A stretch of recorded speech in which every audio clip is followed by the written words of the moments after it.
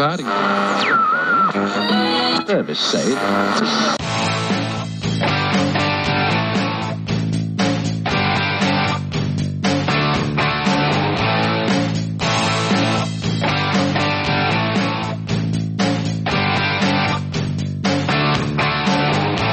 Hello, bienvenue, welcome, Fáilte Roth. Welcome to the Polling Podcast, a post-St. Patrick's Day podcast. But fear not, loyal listener, as we've got a terrific show for whatever it is that ails you with your letters today in history, a full roundup of what St. Patrick's Day is like in Poland, some visitors from the Polish government too, plus Brian's back with Bog Trotters, a comprehensive guide to the best public toilets in Poland. Then, if that weren't enough, there's your problems and your confessions, you sick, despicable people. Hi. Hello there. I thought when you said welcome back to loyal, I thought it was going to be welcome back to loyalists. Yeah. I didn't agree to this. So, who do we have today? Well, there's me, Pavel de Borka, and then sitting in front of me, looking a little bit worse for wear and tear, is Spud Murphy. There's a beautiful aroma of Guinness coming off you. Thanks very much. You definitely enjoyed that the little celebration there on Thursday. A fine line between aroma and stench. To your left... My wife kissed me this morning. She said, I feel like I'm drunk. To your left, there's Nick Close. Lick? Did I just call you Lick? Nick Close, sorry. Stick with the fist. I'm worried. See, the mustache is gone. He doesn't look like the fist anymore. It was the mustache that did it. Really? Yeah. Nick, I'm really disappointed. Can you tell us what happened, Nick? Why did it go? Because we all have a kind of a nice. We're guys that we like to let the hair grow. Yeah. Well, I tried to fix it. Everything I ate was getting stuck in it. Okay. So like sandwiches. Sorry.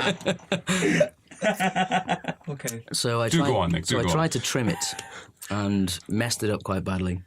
So then it was, I thought. Okay, so it was one of those things go that the whole you hog, cut it and it wasn't even, and you had to just keep going until it was all gone. Yeah, it was like one side, just kept getting higher than the other, and eventually it was just gone. Because you look so young. You look really young. You look like you're 14.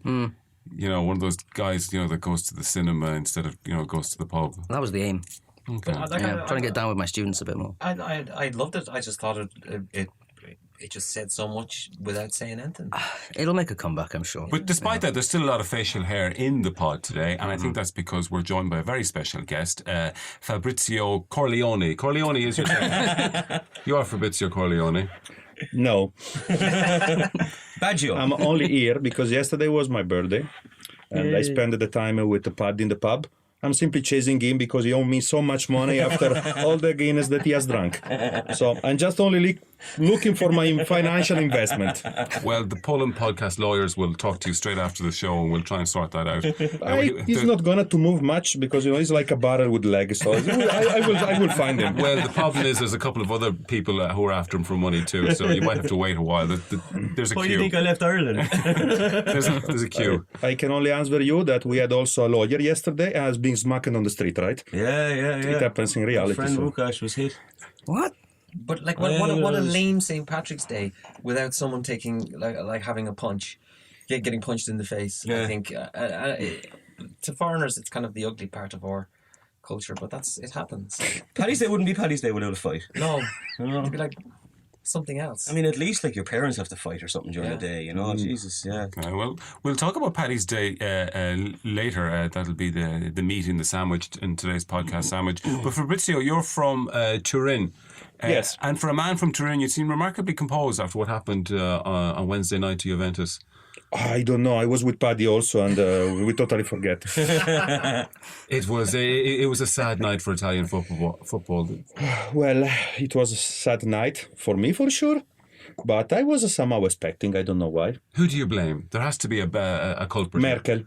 Merkel, okay. Because for sure there was at least one goal that was right from Morata that's been penalized by the referee. one red card not given to buyer player. So I think that we have to discuss at European Union level.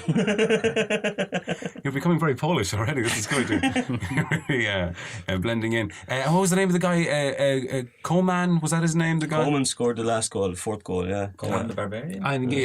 Coman the Barbarian. Hey! Actually, it's French, and we sold to buyer, so very good investment. Yeah.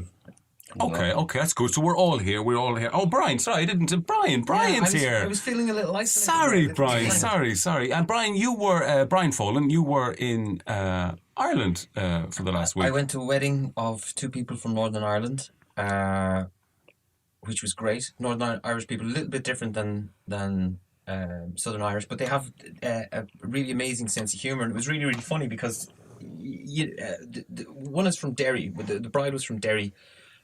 Where I think you could say that the modern conflict kicked off with the Bloody Sunday shooting. So, and then the groom was from Mullabon in South Armagh, and South Armagh is known as bandit country. It's a very dangerous place during the Troubles.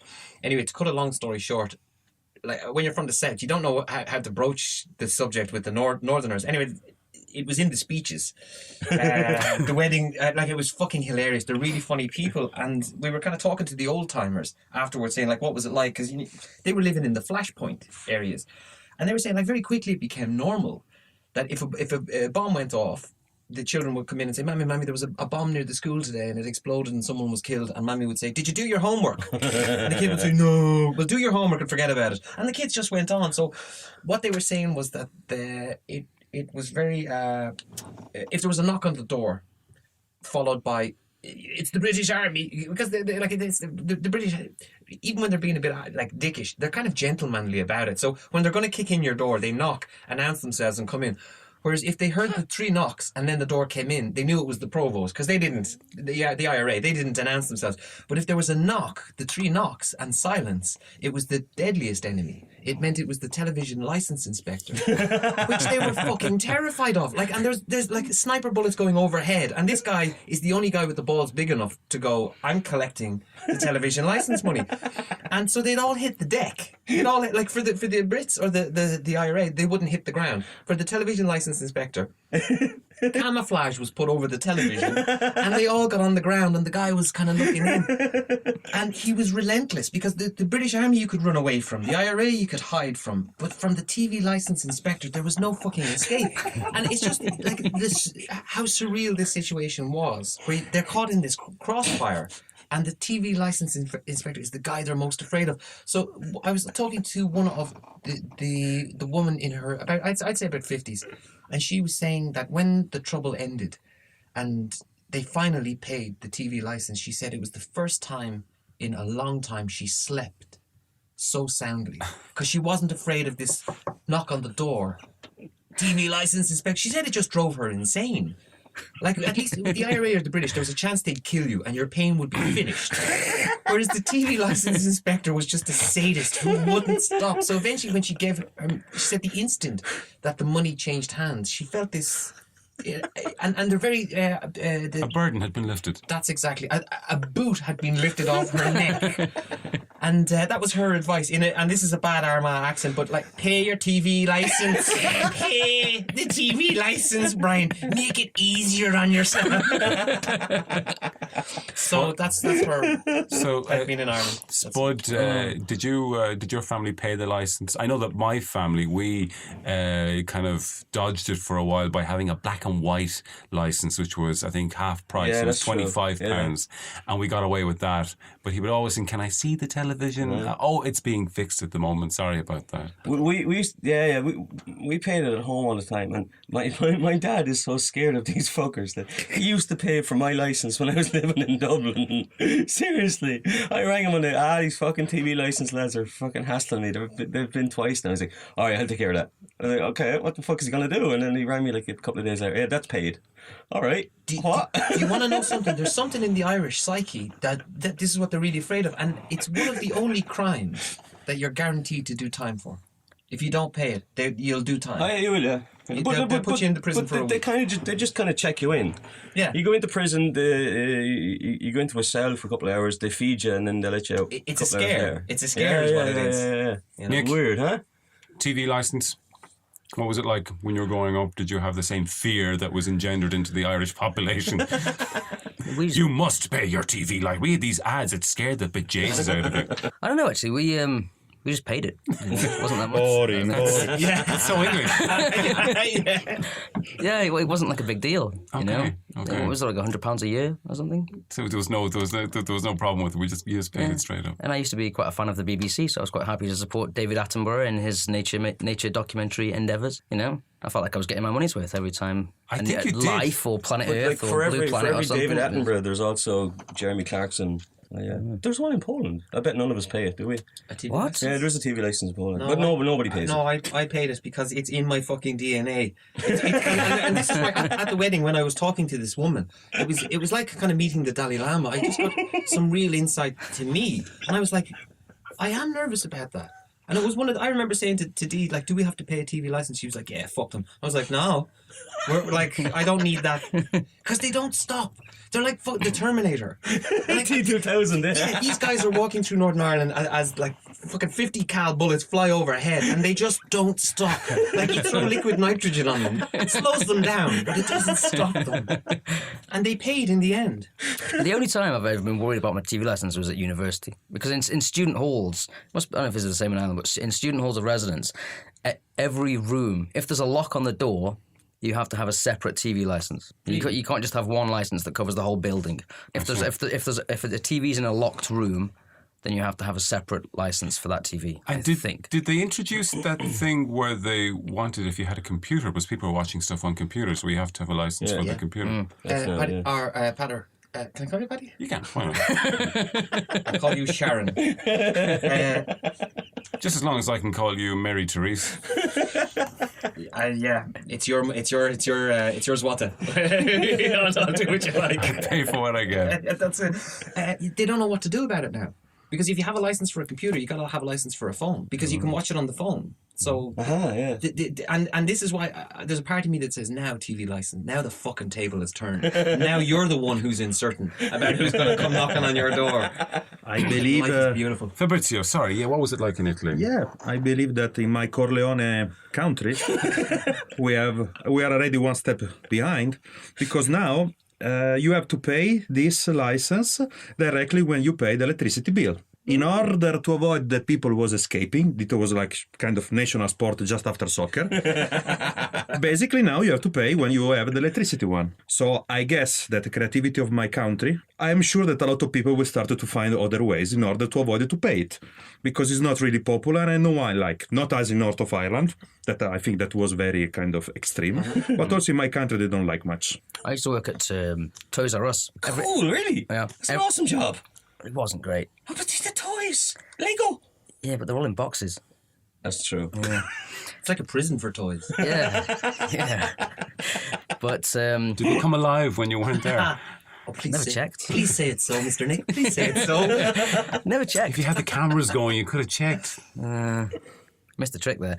But every time we sold a DVD player or like a VHS or a TV or every time we sold anything, the customer you had to complete a form to say that, with your address and everything, so that they can check that you have a TV license. Seriously? Yeah. Even on a VHS recorder or It anything sounds like like Big Brother. Yeah. Scary. Okay, guys, that was nice. Nice little intro. It was nice the way we kind of get into that nicely. Spud, public letters. Why don't you kick us off with? Got some. I put a shout out on Twitter and Facebook. Some people got in touch. First was Kasia, who lives in Austria. She's a Polish woman who has. She's a big fan of the show. She lives in Austria now. She speaks German and Polish and English. And Wunderbar. Really got a lovely letter from her. Really nice of her. So hello, Kasia. Everyone say thanks, Kasia. Thank you, Kasia. Also, we got one from Warsaw. And it says, "Hey Poland podcast, this is from Yarosław in Warsaw. It says, hey Poland podcast, you suck." So thanks, Yarosław. I think I know who you are. I got a question, and it was, "Hello Poland podcast. I work with a lot of Polish lads in a factory in Liverpool. They seem okay, but they don't really talk a lot to me. How can I befriend them?" Okay, and have you any answers for you? Just learn some swear words. Kurva, chipa, Yeah. etc. Much easier. Just bring them some boxes of Ziviets or Tishki beer. Yeah. Yeah, Yeah, exactly. Bring in some beer. alcohol. And, talk about football. Maybe join a hooligan gang or something. Funny you should say that. I really nicely got asked, not, do you want to join a hooligan gang? Be part of our gang. Let's kill some. Are you interested in joining hooliganism? And I was like, am I? I've never, what's Who asked you this, Brian? A friend of a friend. We were just talking there. And I'll tell you what did it was, he's from Hodruff. Did he have a leaflet? Pamphlet. Almost. It was like being hit by the Jehovah's Witnesses. Like, do you want to know about God and shit and what's going on? And I'm like, well, no, not really. But, But yeah, so we were talking about Rook Hodruff, and they have the #1 hooligans in the world. Because... Well, they would say that, wouldn't they? No, they had the Hooligan World Championship in Lithuania. Okay. Yep. And it's like ultimate fighting, except it's 5-on-5. When you get knocked out, then it's 4-on-5, until in some of the matches you have 5 guys against 1 guy, and they just fucking pulverize him.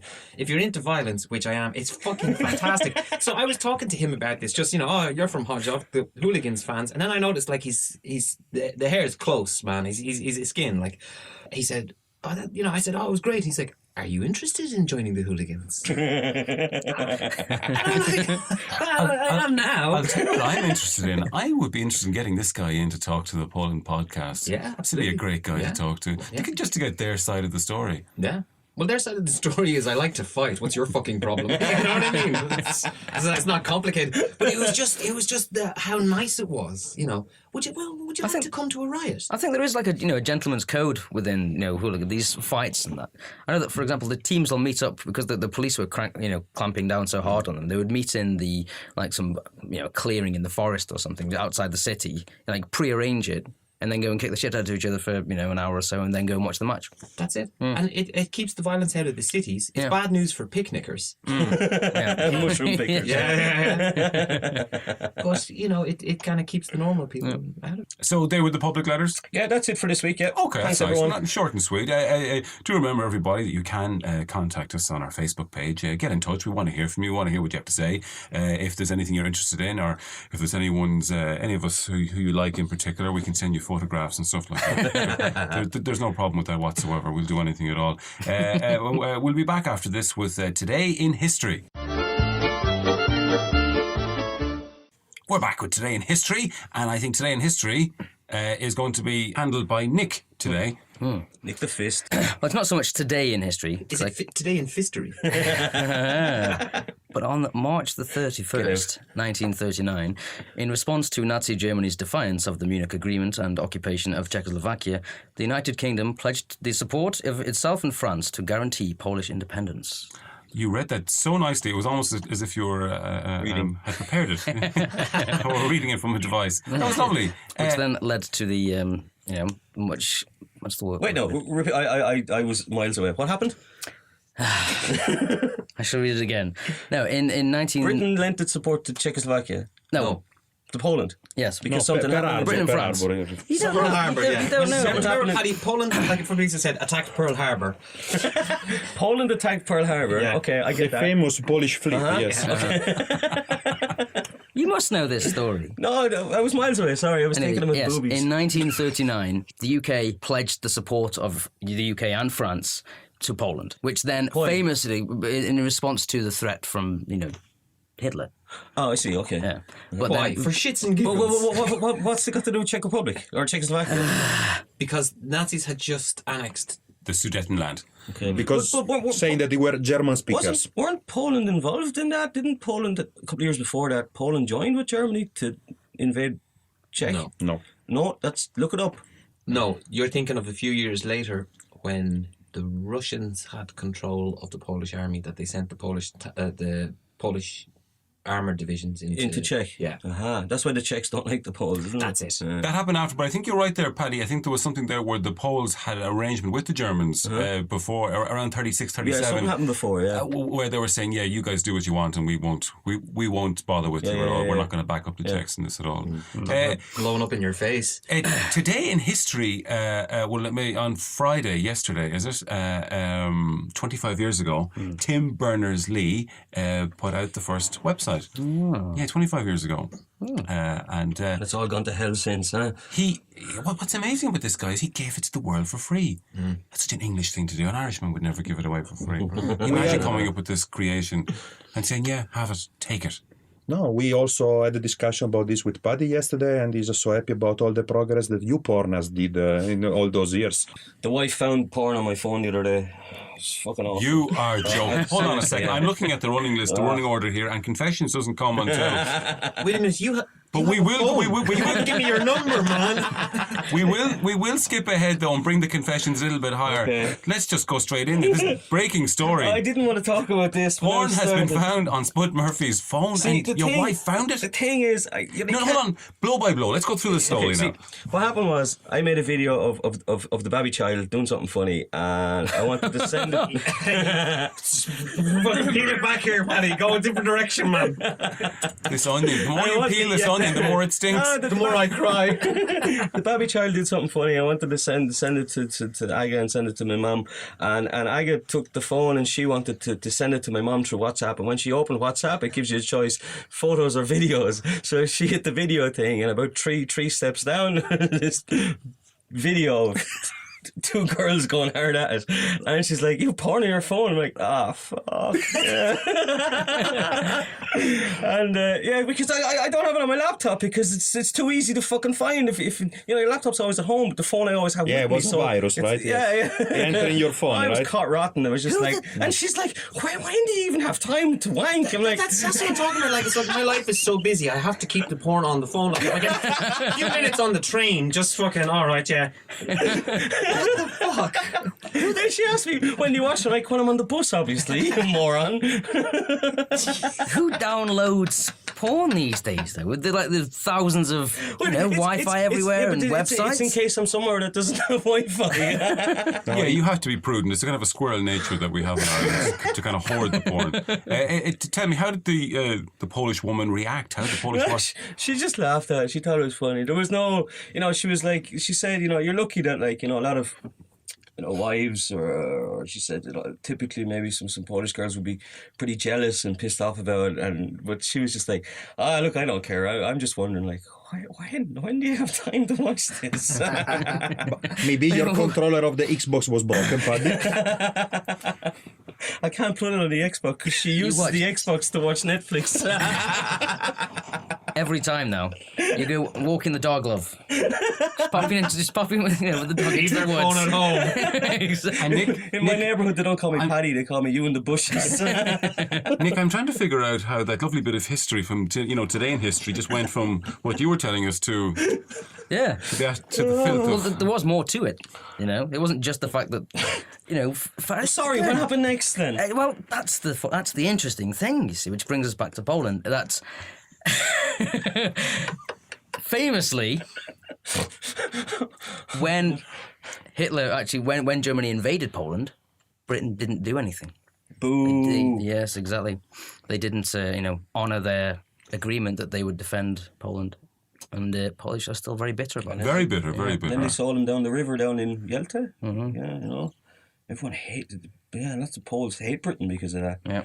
But then again, I mean, what choice did Churchill and all really have? And then there was all the Polish pilots who fought in the Battle of Britain. Mm-hmm. And that's the quote that Churchill... it's attributed to the British pilots, but really he's talking about the Polish, isn't it? So many to so few. Yeah, never has so much been owed by so many to so few. Yeah. They were good pilots. If you are interested, here in Krakow, there is the Museum of Airplanes. There is the Spitfire. Yeah, it was those hussars, the guys with the giant wings. They were flying over the channel.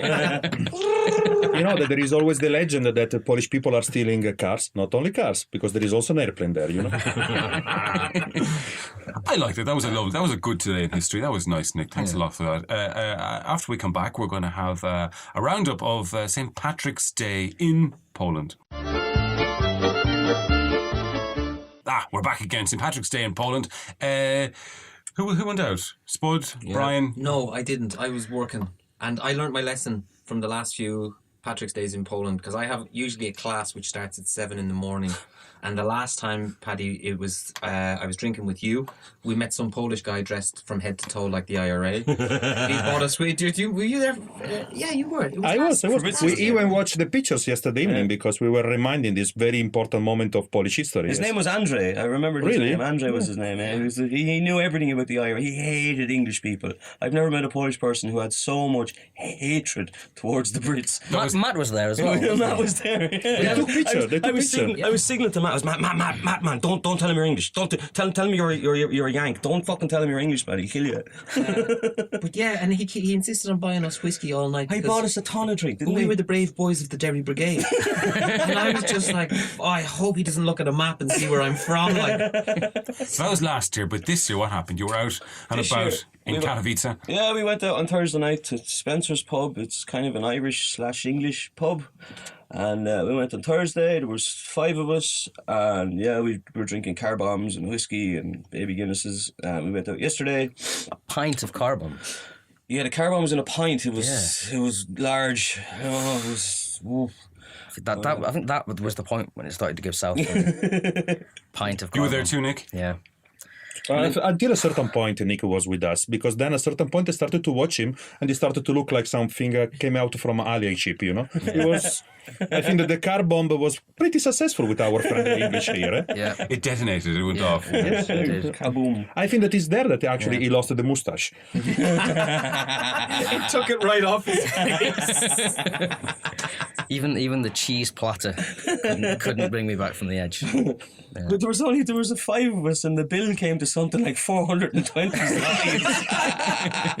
420 zlotys, so for people living in Euroland, that's €100. Which is a fucking lot of drink in Poland. It's like €1 a beer, so. Yeah. That's a big tab. But Guinness here is kind of expensive. Guinness is Well, expensive yeah, in Poland, that's true. incredible. Because, 16, 17 zlotys for a pint of Guinness. A Polish beer is 4 zloty, more or less, right? Yeah, 4 or 5. Yeah. Guinness, you pay 16. Yeah. So it's 4 times crazy, more. yeah. And So we were it's, drinking okay, it's imported goods, but Tullamore Dew as well. Was there a good atmosphere out? Yeah. Well, yesterday there was more people because there was a live band. They were called Jigs, Reels, Maniacs. Polish lads. I spoke to one of them after, but I don't really remember what I was saying to him. I know his name was Marek, so hello Marek if you're listening.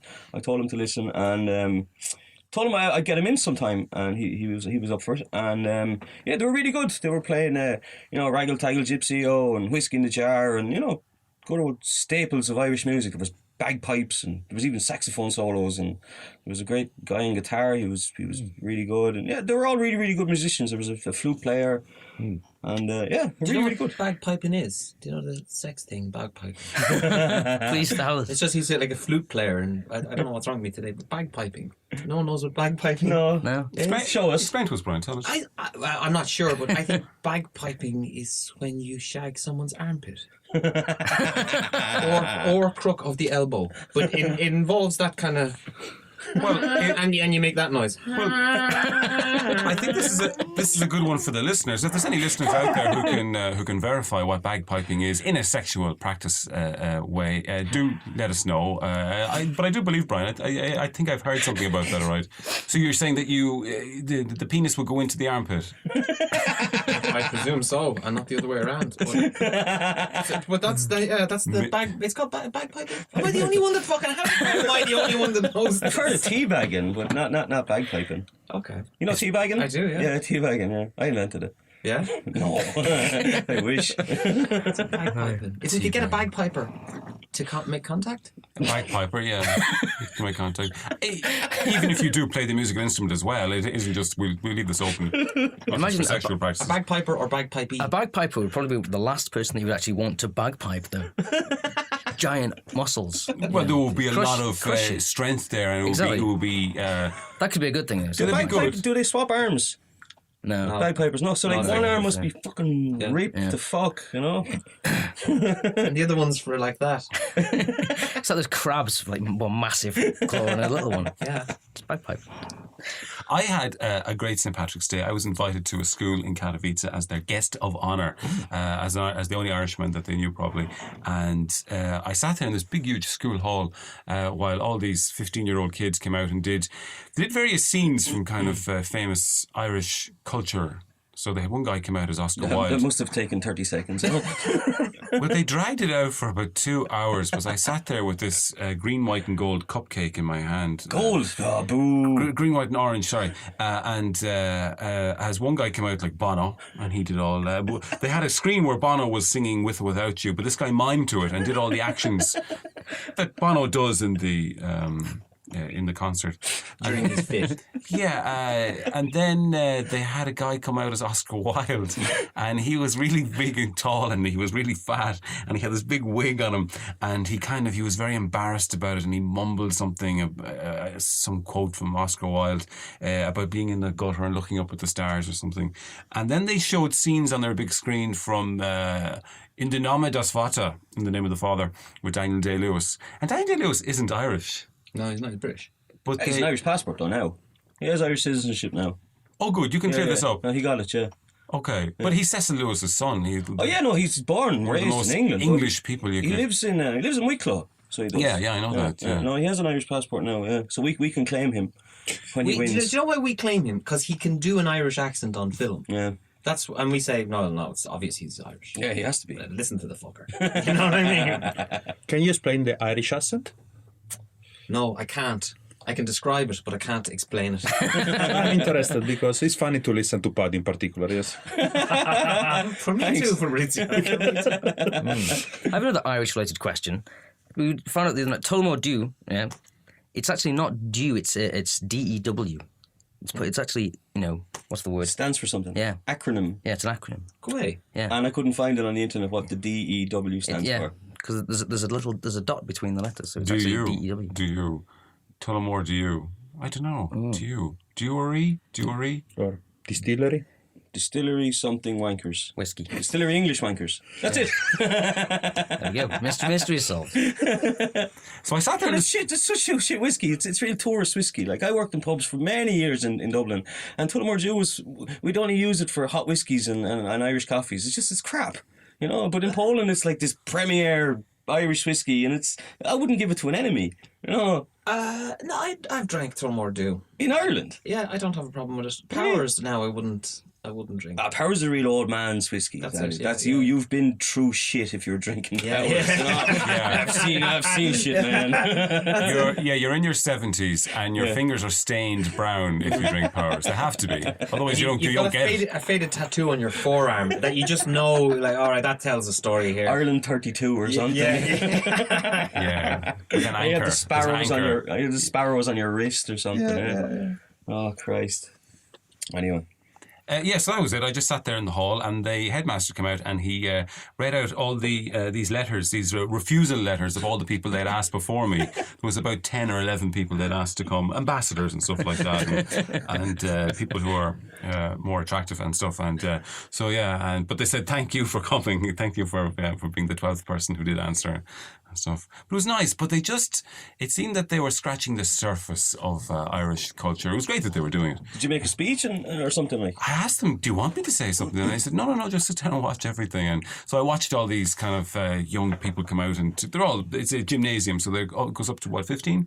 So they come out and they did kind of a river dance light type thing with, girls kicking their legs in the air and stuff. And so it was just strange to see, to see your... Calm down, Paddy, okay? To see your culture... Can. To see your culture so diluted, it was kind of strange to see it all this I think reduced to this...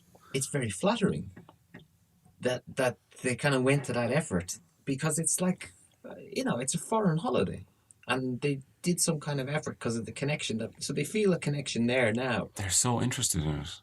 Yeah. Which true. kind of It's cool. Like those guys in the band yesterday, they're all Polish lads, and they're mad into Irish music. It's just bizarre. It's a bit bizarre for me because at home, people are into Irish music, but I mean, maybe where you're from, in Galway, in the west of Ireland, people are much more into it than like where I'm from. But at the same time, it's kind of like to see foreigners so into your own culture. It's like this is crazy. It's You know? very, very flattering. Yeah, it's cool. I see the same when someone comes in Italian pizzeria. I see people very interested. Yeah, in our culture, yes. We went to there was a Irish, it was like kind of a Celtic music festival in Benjin. And the first act, the kids came on, and they were all carrying empty bottles of whiskey, and they were there just to do a little bit of like a river dance type thing, whilst holding bottles of whiskey. Empty, like 7 or 8 year old kids. empty bottles. Yeah. Were you there before? Really, they were cleaning up after Paddy. Sponsored by Spud Murphy. But Britia, this is great. It's really it's kind of like having a version of Ross here, isn't it? Sorry, but this is a very big insult. It's like having a more exotic version of Ross. Brian was explaining me before that there is this tradition in Ireland called a straightener, right? Straightener. That if there is some issues, we can discuss it in front of the pub. I suppose we could have a duel or something. I missed out on this. A straightener? A straightener? I don't know what this is. I don't know what either. this is. A straightener, maybe it's a Dublin thing, but if you have a problem with someone, the kind of civilized thing is to say, let's have a straightener. Oh, it's a straightener. So it's like a fist fight. Okay. You know what I mean? If through dialogue you can't explain who's right or who was looking at whose bird And you want to have a straightener with me? You just say me something about I'm a kind of version of Ross. Actually, for me, it's kind of a really weird expression. You are from Corleone, aren't you? You've been called out. You've been called out on the straightener. It's like it's the equivalent of getting slapped in the face with a And with by a glove. an Italian man too. Is this the first Hey, time? he'll have you sleeping with the fishes, man. Maybe we And not in a bagpipey sort of way. couldn't we straighten it out over a pizza and a nice cafe? And let me put in this way: you can reformulate because yesterday was my birthday, so I'm a kind of good mood. Oh, this is good. It's kind of like when the Godfather's daughter gets married. You know, when it is your birthday, Has to you give a normally gift. have to do one really terrible act and one really good one. So for the moment, you have received the good one. But for the other people here, just watch out, okay? Is that a fact? Eh? Is that a fact? You have to do one really good thing and one really bad thing? Technically, it is when a king is elected. Normally, he shall do like this. Oh. But actually, it's also funny that you are asking me because you are the guy about the history part. And you don't know. So. Burn. So I'm just asking if you send a curriculum or actually you have some friends in the organization, you know? That's good. That was Paddy's Day. Anything else sad for Paddy's Day? Paul Daniels died and Frank Sinatra Jr. died on this St. Patrick's Day. It's very, very sad. Poor old Paul Daniels, he was good, wasn't he? Yeah. Does he go to hell for witchcraft? He spent the last few days eating ice cream and watching videos. I don't know what videos he was watching. I was reading this in the Guardian and singing Beatles songs. That's how he spent his last That's nice. 3-4 days. I was just glad he didn't. There wasn't like a scandal. It seems like everyone from that era is like Tainted. fucking Jimmy Saviling it. You know what I mean? So Yeah, it's like when Father Jack died, someone put a thing in a WhatsApp group, and I wrote back, dead or pedo. You know, which one was he? Oh, he's dead. Oh, thank God. yeah. You know, at least he wasn't a pedophile. It's amazing. Rolf Harris, Savile, all those guys kind of ruined our childhood memories. Yeah. Yeah. Okay, we're ending up on a kind of a downer there. Okay, that's it for Paddy's Day. When we come back, we will. I think I see a cavalcade coming in the distance there. I see some limousines. I think the members of the Polish government are coming, so we might have them here in a few minutes when we're back.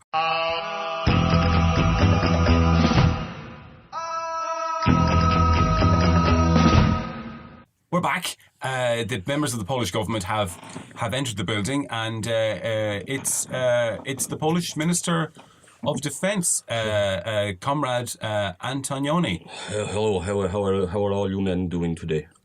Good. I'm good. Is everything okay? I'm electromagnetized. Do you know why I have come to Silesia today? No, tell us, Comrade Antonioni. I'm here because I am here on a very specific mission. I am here to save the Poles from the Silesians. Oh, I didn't know there was anything wrong here. There is a plot. Again, a plot against Poland. There is a plot. And the Silesians, the Germans, they are transmitting electromagnetic waves from aeroplanes like chemtrails. Oh. And they are fucking with people's minds. Oh my God, Comrade Antonioni, thank you for telling us about this. I'm here to save you all. Now, you guys are foreigners, so maybe you should leave. For your own good. Okay. Do you think if we stay too long, we'll be affected? What are the? Maybe you already have. I see a lot of you guys are losing hair. I think one of you maybe lost a moustache. Is that true? I hear about this. I look at you, babyface. What can we do? Babyface fist. I don't know. Maybe leave. Maybe leave. Go to maybe Sosnowiec. You will be saved in Sosnowiec. I believe, because that's where the real Polish live, not in Silesia. There's fucking Germans. So, do you have any advice for, our listeners? Every time you see airplane, shoot the motherfucker. Shoot it out of the air. It's like in Parliament the time I had the two sausages. It was Smolensk. It's conspiracy. You all know that. It was the Russians and the Germans together. They made love and then they shot airplane. And tell me, Comrade Antonioni, or I'll just call you Ant for short, do you think that Poland is under threat of a terrorist attack? Is a terrorist attack imminent? It is already here. Maybe you guys are responsible. There are too many foreigners now. Maybe you're lucky you're white-skinned. I like you a little bit more. But not much. But not much. Yes, you are right. No, I think you all need to leave. I need to save Silesia from itself. I must go. Goodbye. Goodbye, Ant, or Comrade Antonioni. Do drop in any other time you want. Bye. That was interesting, wasn't it, Nick? No, totally not paranoid. He has a lovely way of staring at you that you feel like your soul has been just sucked out of your body completely. No, sorry, I see him now. He's stopping to eat a kebab. There is something wrong. Well, he was hungry, I think. He was very hungry. I believe the electromagnetism. That was good. When we come back, we have your favourite bog trotters with Brian Follen.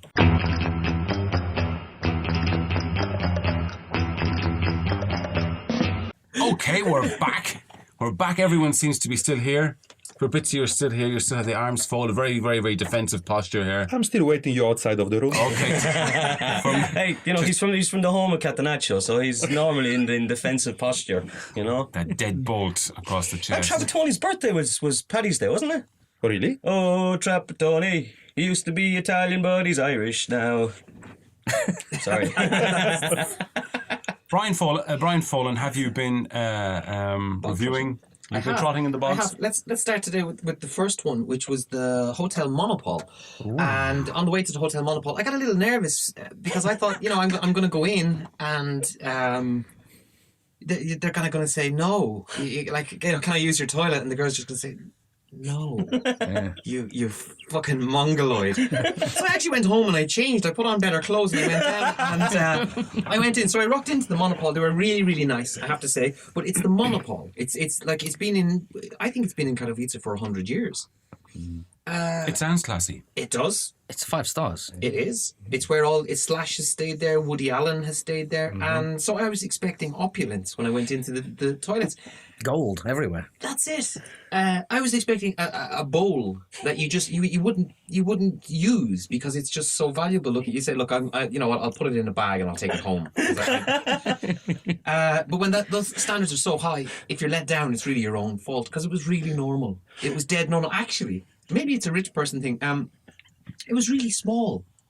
The toilets in there are really small. The cubicles are really small. So when you go in, if you've got bags with you, you've kind of got to leave them outside, which kind of suggests that, like, if it is, you're surrounded by other rich people, you can leave your stuff there. Why would they take it? They've got enough, So you go in, the first thing that struck me was it's really fragrant. It smells really good. What does it smell like?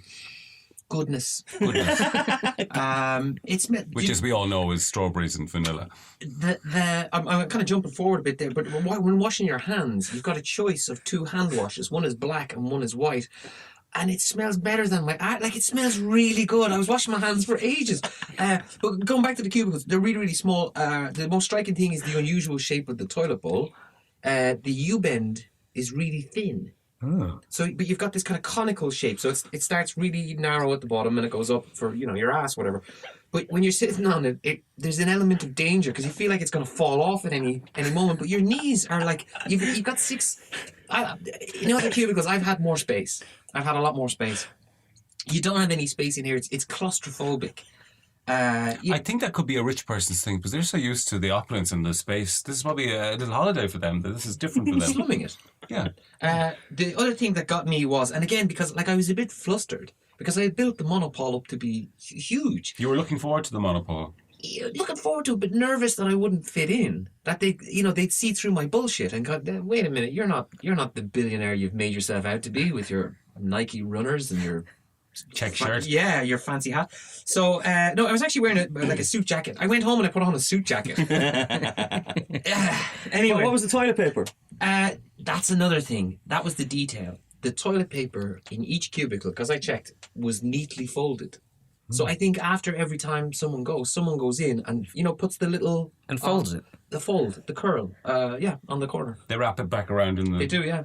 They do. But like this is when you start reviewing toilets, strange things start happening. You start thinking about different things because you can't just go in and take a piss and go, well, I enjoyed the piss. Like you gotta look at this stuff, but then your brain starts going, am I good enough for this toilet? So it's really fucked up. And when you go in, the design of the place is really nice, and I think they went for subtle rather than gaudy. The switch for the toilet is so well designed. It's on the outside of the cubicle, which again is a rich person thing, because if it was us, we'd wait till you go in and turn it off, and then you'd fall off the toilet trying to, and it's pitch black. So when I went in, I assumed it was one of those automatic lights that goes on. So I'm waiting in the dark, and then because in my head I've built the Monopole up to be so fancy, something said, no, it's one of those, the lights only switches on when you sit on the toilet. So I was like, yeah, that sounds plausible in a mental kind of way.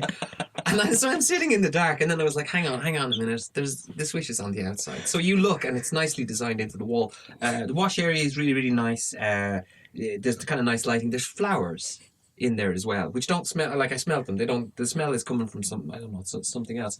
And that's it. So it's small, 2 cubicles, 3 urinals, nice kind of brickwork in a brown kind of family lock style, which is kind of common in Silesia, the family lock design. And how does it rate for you over the last couple of toilets that you've reviewed? Is it up there? Is it? There was nice detail, but it's not something that I'll remember. Okay, it's still the Katowice railway station is still the top for you, I think. Am I right? Yeah.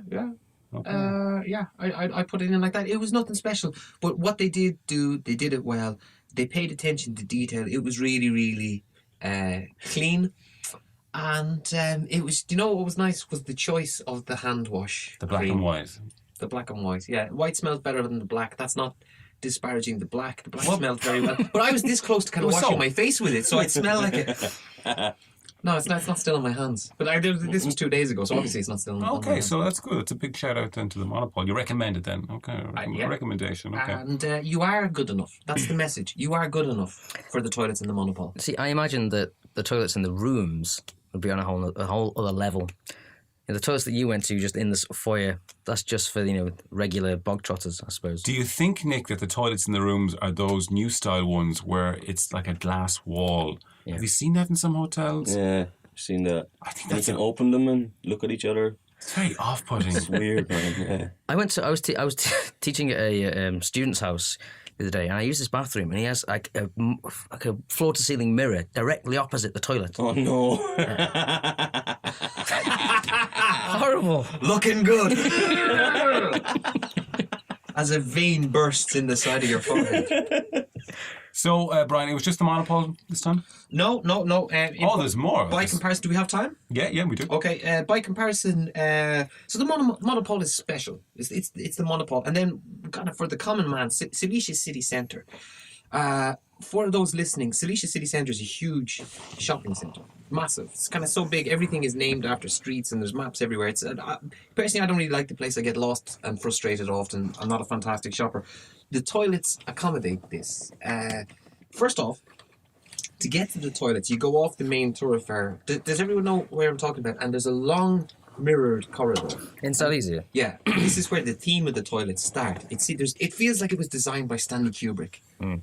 There's that kind of vibe to it. So you go down and you can see in yourself. A Clockwork Orange vibe? No, in more like a Shining kind of vibe. So and then when you go in, it is quite like, because it's segmented, right? So you have the first stage, which is the corridor down to the toilet, and on each side you've got mirrors on the wall. So you get this you're kind of forced to look at yourself, really. Like, and I don't just mean like your reflection. You're forced to look at yourself. What am I doing? Like with my life, what am I going to do here? How am I going to do it? Like it's really introspective. So if you're paying attention, you notice this shit, and then when you get to the end, it's blocked by glass brick wall, and then you're not sure which way to go round because one direct. It's fucking hell. It's deep. One way will bring you into the women's, and the other will bring you into the men. And like, I'm not kind of sure because in Poland, very often they don't have the symbols. The triangle and the circle. They've got a triangle and a circle, or sometimes quite like ambiguous, a finger and a thumb, and you're just like, which am I? Am I a triangle or a fucking circle? I don't fucking know. So anyway, I chose correctly, or I thought I did. And then you go in, and first you hit the wash area, which is like the bathroom from The Shining, and you've got. Again, mirrors fucking everywhere, and you're looking at you know what it is? You're taking a shit in the abyss. It's looking into you. But I have to say, the colours are nice in a kind of a way that they're meant to be nice to distract you from how sinister, from this spiritual experience that you're having. The washrooms are hermetically sealed, so when you go in, and they're kind of big, and you're kind of going like, okay, I'm in a toilet area, but where are the fucking toilets? Because the washroom is so like there's so much going on there, and then you're like, I can see the back of my shoulders. This is what other people see when they're walking behind me. So it's sensory overload, and eventually then the door which leads you to the toilets, which you must find. Because it's part of it's designed to look like part of the wall, so it's unintrusive. It doesn't, and you're kind of like, it forces you to discover. Like, you got to work for this shit. So it's kind of Alice in Wonderland as well. Very, but without the rabbit. So you're kind of like, you're thrown down the rabbit hole, and like you're saying to the rabbit will guide you, and you're like, no, like you've got to find your own rabbit, and so that's where you're lost. So after a while of kind of groping around the wall, you find the handle, and you go through, and then you realize like it's hermetically sealed, which is nice, and then you go into the toilet, which again is hermetically sealed, which is the downside on the other side of the wall, because there's nowhere for the smell to go. So there's always this fucking horrible pungent thing. There's always one of the urinals out of order, and I have to say, by contrast, the cubicles are fine. Everything else is there. So when you go to that, but you're kind of, what it does is it takes you completely out of the chaos of the shopping centre, because it seems like the whole toilet on one side is like, you know, and everyone's shopping and then you go through and you're in this dead space, which is just you and yourself from 360 degrees. And it's really weird because sometimes when you come out of the toilet... And at the moment, sorry to cut across you, I'm thinking of that scene in 2001 where he goes and he starts growing old, you know, and he's in this kind of hotel room. Is it something like that? It's the same atmos. So it's the same atmosphere. And it's really... Yeah, the idea of, you know, that before that was with all the sort of colours are flying and it's that really loud noise. Yeah, you are right. I've been in those toilets. It is when the door closes behind you, and it is like that moment in 2001 where it's just like, and it's just complete silence. Yeah, and you're in this mirrored room, and your whole life is taking place simultaneously almost. Yeah, time. You see yourself as an old man, as a young. Time isn't linear anymore. It's not linear. It's all one thing. You can see the past, the future, and the present all at the same fucking time. And then you wash your hands and you go back out into the shopping centre. And you're back into buy shit. So yeah, it's far out. And the thing is, like, people go in when they're used to it, and I'm still not used to it. But they just go straight through the door. They go in and they like piss all over the floor and give a shit, and then come back out. But if you're paying attention, I think the guy who designed those toilets is sitting somewhere in this fantastically designed house just going like he's just laughing his ass off at how brilliant it is what he did, and that's it. But the one of the best things is that if you get out after going into the toilet, and there's lots of activity in there, and if you go back into the washroom by yourself, it's everything is stopped. It's a place outside of time and space. And you can, and then it's also, there's always a cubicle available. So you come back to the shopping centre and everyone has aged 10 years. Big time. We're through the looking glass. I really want to go now. I want to go there and just go to the toilets there. And also, where is this? This is in the shopping centre. In the shopping centre. Uh-huh. It's just this little. If you're going to have a portal to another world, I don't know why it has to be under a mountain or at the bottom of the ocean. Stick it in the fucking shopping centre. Everyone's paying attention to the discount prices. No one's paying attention to the fact that time and space have both ceased to exist and also super exist. And you can see, yourself from conception to completion. Schrodinger's cat waving goodbye to you as you leave. Schrodinger's cat, because everything is just fucking. And in another dimension, Schrodinger's cup, Schrodinger's fucking baboon. It's just, yeah. So, but also, I'm not sure what the design of that kind of wall. Like, why would you hide the door to the toilet? But it gives you the impression you're in the toilet. Where are the toilets? Exactly. and it's just, it's this close to Zen. It's just fucked up. I imagine a lot of people must have pissed in the sinks there. Out of desperate, like they've been wandering around for days. And then just, is this it? Is this what I'm supposed to do? Will you tell me? So, And then you hear someone in the back going, Murph! Murph! a totally different experience from the Hotel Monopole then. Totally different. Yeah, the Hotel Monopole is designed to not be memorable. I think it's kind of designed to be unintrusive, to really not interfere with your thought process or your day. with your experience of the Monopole, because the Monopole is kind of about subtle opulence. That's what this is about. Whereas this is just about giving you the secrets of the universe, Okay. and then not explaining them. Okay. Thanks, Brian. That was good. That was good. When we're back after this, we have your problems and your confessions. We're back. Problems, confessions. Spud Murphy, are you going to take us through these problems and confessions? We'll just have one, okay? And this came from Tom in Krakow, and he told me not to use his real name, so sorry. Hello, Poland podcast lads. I've been living in Poland for 3 years now, and we've had to move in with my parents-in-law for 6 to 8 weeks while we have the builders in doing up the house before the wife pops with our expected twins. You know that film American Beauty where the gruff neighbour kisses Kevin Spacey? Well, something like that happened to me with my father-in-law. I teach in a school, and one day I had an engine trouble, so he gave me his car. And when I came home, he was in the shed fixing it. I tried to give him a hand, and I don't know, maybe we were standing too close together or something, but yeah, he leaned in to snog me. Here's the worst thing. I was so shocked I didn't react, and he moved his hand towards my crotch. I pulled away, and I said I had to go inside to Magda. We've got 4 more weeks here, at least, and it's as awkward as fuck. What do I do? Tom in Krakow. Tom, Fabrizio, have you any advice for Tom in Krakow? Don't write to Spud. Wrong place to ask something like this to him. I would say confront it head on. You know, maybe there was a bit of confusion there. Maybe he wasn't trying to give him a snog. You know, just say, were you trying to kiss me? Yeah, that's good advice, Nick. But he moved his hand towards his crotch, so... Again, maybe it was misconstrued, you know? Maybe looking for keys. Yeah, he was fixing push him something. away. What were they doing again, Spud? They were fixing a car. Yeah, the father-in-law was fixing Tom's car, yeah. Okay, he could have been reaching for a tool. Zing. Well. Thank you very much. I don't think there was much confusion there, though, to be honest with you. No. I think you're right, though. He has to confront it head on. I think he should just have sex with him. Fuck it, it's an experience, you know. Yeah. Maybe they can meet in this lazy bathroom. Yeah. And really look at themselves from every angle. See what's happening. Sorry, Tom, we're no help. We're not very good today, are we? With gotta helping? get through it, man. Yeah. Maybe next week Well, or the Tom, next. I kind of look at yourself and kind of see what signals you're giving off. You know what I mean? Because the guy, he didn't, as we say in Ireland, he didn't lick it off the stone. He didn't pull it from nowhere.